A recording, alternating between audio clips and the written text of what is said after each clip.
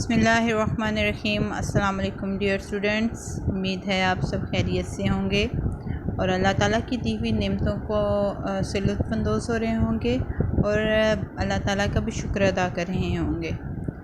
جی، ہماری جماعت ہے ہشتم، مضمون ہے ہمارا اردو، لیکچر نمبر ہے ہمارا 16 اور سبق نمبر 1 تا 5۔ آج ہم قواعد و انشاء حصہ دیکھیں گے کہ ہم نے سبق نمبر 1 تا 5 میں کیا کچھ پڑھا ہے۔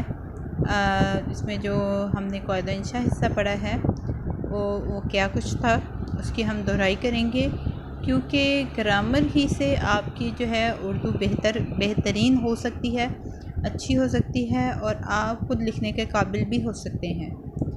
اور اس سے پہلے میں آپ کو تعارف دینا چاہتی ہوں اردو ادب کا، کہ اہل زبان اردو ادب کو 2 حصوں میں تقسیم کرتے ہیں، جو کہ ہے نثر اور شاعری۔ ہم دیکھتے ہیں کہ نثر میں کیا کچھ آتا ہے۔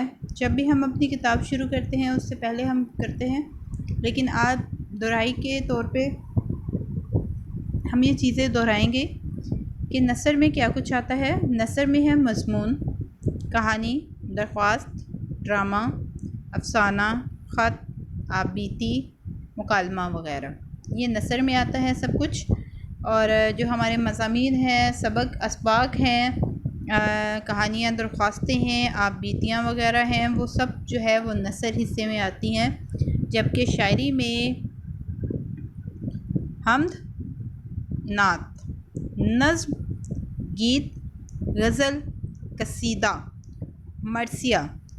جی، قصیدہ ہوتا ہے اس میں جو ہے کسی کی تعریف میں لکھے گئے الفاظ ہوتے ہیں، ان کو ہم قصیدہ کہتے ہیں۔ اور مرثیہ غم کے طور پہ جو الفاظ لکھے جاتے ہیں انہیں مرثیہ کہا جاتا ہے۔ اور آئندہ کلاسز میں آپ جو ہے یہ چیزیں جو ہے ساتھ ساتھ دہراتے جائیں گے، پڑھتے جائیں گے، اس لیے آپ کو پتہ ہونا چاہیے کہ یہ شاعری کا حصہ ہے۔ جی، اب ہم آتے ہیں اپنے مین ٹاپک کی طرف۔ آج ہم سب سے پہلے پڑھیں گے، جو کہ ہم ساتھ ساتھ پڑھتے آئے ہیں لیکن میں اس کی دہرائی کرنا چاہ رہی ہوں تاکہ آپ ان چیزوں کو اچھے طریقے سے یاد کر لیں۔ آپ نے یہ اردو ادب کو ہم نے کتنے حصوں میں تقسیم کیا ہے، یہ والا حصہ، اور محاورہ، خط، مضمون، روزمرہ، ان کو جو ہے تھوڑا تھوڑا اپنی نوٹ بک پر نوٹ کرنا ہے تاکہ یہ چیزیں آپ کو ذہن نشین ہو جائیں۔ انہیں چیزوں سے آپ کو پتہ چلتا ہے، یہ MCQs کی صورت میں آپ کی نیکسٹ کلاسز میں آ سکتا ہے اور آپ کو یہ چیزیں پتہ ہونی چاہیے۔ جی، آج ہم پڑھیں گے محاورہ، خط، مضمون اور روزمرہ، جو کہ ہم سبق نمبر 1 تا 5 کر چکے ہیں۔ جی، محاورہ کے لیے صفحہ نمبر 17 کھولیے۔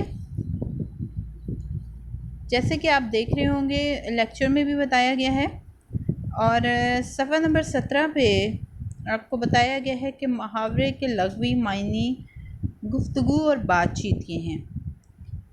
اس کلمے یا کلام کو، یعنی کہ کلام بات کو محاورہ کہتے ہیں جو اہل زبان سے تعلق رکھنے والے کے اسلوب بیان کے مطابق ہو، ٹھیک ہے، یعنی کہ بیان کرنے کے طریقے کے مطابق ہو اور اپنے حقیقی معنوں میں نہیں، اپنے حقیقی معنوں میں وہ موجود نہیں ہوتے بلکہ مجازی معنوں میں استعمال ہو۔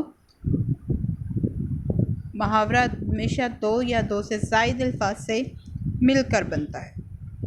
جی، 17 نمبر صفحہ پہ آپ دیکھ سکتے ہیں کچھ محاورات دیے گئے ہیں، جس میں تاریخ رقم کرنا، نچھاور کرنا، پانی پانی کرنا، دال گلنا، خون سفید ہونا، قسم کھانا، گھوڑے بیچ کر سونا وغیرہ، یہ تمام محاورات ہیں۔ اس کے بارے میں آپ کو بتاؤں کہ یہ حقیقت میں جیسے گھوڑے بیچ کر سونا کا مطلب ہے کہ بہت گہری نیند سونا، جبکہ حقیقت میں اگر دیکھا جائے تو کہا جا سکتا ہے کہ اس شخص نے گھوڑے بیچے اور وہ سو گیا، ٹھیک ہے۔ لیکن غیر حقیقی معنی جو بنتے ہیں، اس کے مجازی معنی بنتے ہیں، وہ یہ ہیں کہ بہت گہری نیند سونا، بے فکر سونا۔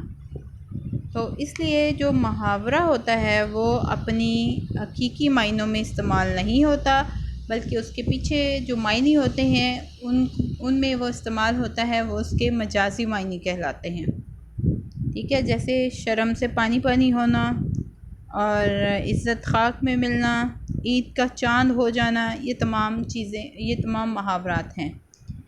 یہ آپ نے اپنے صفحہ نمبر 17 پہ جو ہے محاورہ کی صرف تعریف اور چند مثالیں جو ہیں لکھنی ہیں، اور اس کے بعد آتے ہیں خط کی طرف۔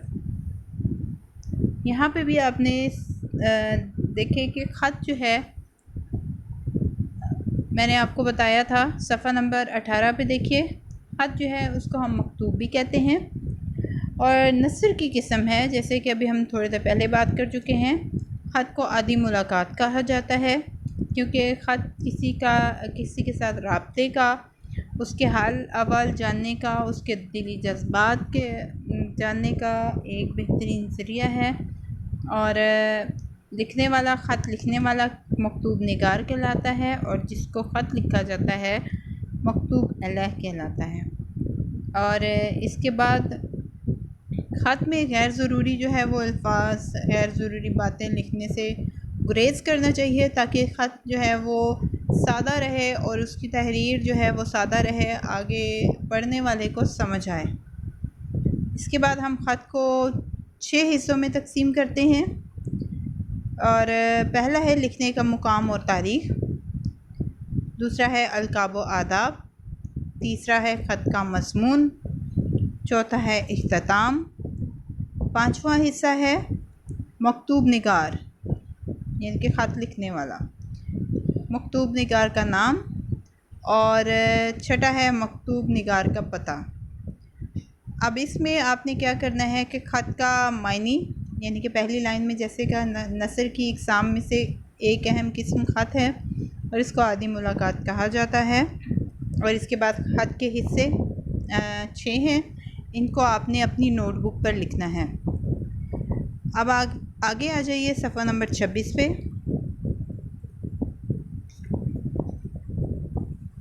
مضمون، یہاں پہ دیکھیے صفحہ نمبر 26 پہ مضمون دیا ہوا ہے کہ کسی مقررہ موضوع پر اپنے خیالات، جذبات، تاثرات کا تحریری اظہار مضمون کہلاتا ہے۔ مضمون جو ہے وہ کسی بھی موضوع پر لکھا جا سکتا ہے، اور اس میں ایک خاص ترتیب ہوتی ہے۔ پہلے مضمون میں موضوع کا تعارف کروایا جاتا ہے، پھر اس کی حمایت میں یا مخالفت میں جو بھی جس طریقے کا ہم مضمون لکھنا چاہ رہے ہوں ویسے دلائل دیے جاتے ہیں، اور پھر آخر میں اس کا نتیجہ پیش کیا جاتا ہے۔ ٹھیک ہے، اور مضمون کی کئی قسمیں ہیں: علمی، تاریخی، تنقیدی، سوانحی، فلسفیانہ، سائنسی، اصلاحی اور ادبی۔ جی، یہاں پہ آپ نے مضمون کی جب تعریف لکھنی ہے پہلی لائن، اور اس کے بعد آپ نے مضمون کی قسمیں لکھنی ہیں، باقی آپ نے نہیں لکھنا، اس میں آپ نے بتانا ہے کہ مضمون کی اتنی قسمیں ہیں وغیرہ۔ یہ آپ صفحہ نمبر 26 ہے، اس کو آپ جو ہے لکھیں گے اور یاد کریں گے۔ اب آتے ہیں صفحہ نمبر 31 کی طرف۔ روزمرہ، بیان کے اس طریقے اور بول چال کو روزمرہ کہا جاتا ہے جو اہل زبان کے اسلوب بیان، طریقے اظہار اور گفتگو کے انداز کے عین مطابق ہو۔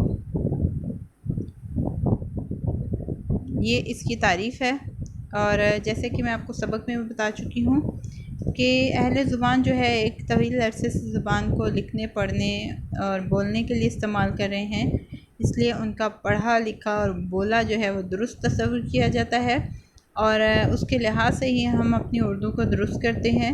جیسے کچھ جملے ہیں، جیسے بچے کی نیند کھل گئی، جو کہ غلط ہے، اور اس کی ہم درستی کیسے کریں گے کہ بچے کی آنکھ کھل گئی، اور روزمرہ کے لحاظ سے بچے کی آنکھ کھل گئی یہ ایک درست جملہ ہے۔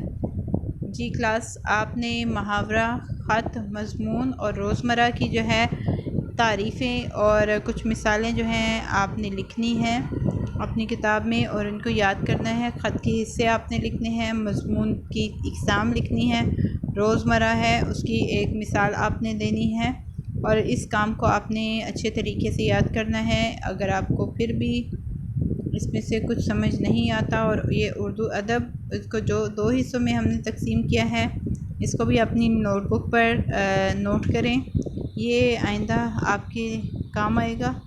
امید کرتی ہوں کہ آپ کو ان چیزوں کی اچھے طریقے سے سمجھ آ گئی ہوگی، اور دہرائی کا مقصد بھی یہی ہے کہ آپ ان کو دوبارہ جو ہے وہ ازبر کر لیں، اور آپ کے لیے مزید نیکسٹ جب بھی ہم ان کا استعمال کریں تو آپ کے لیے پریشانی نہ ہو۔ شکریہ، اللہ حافظ۔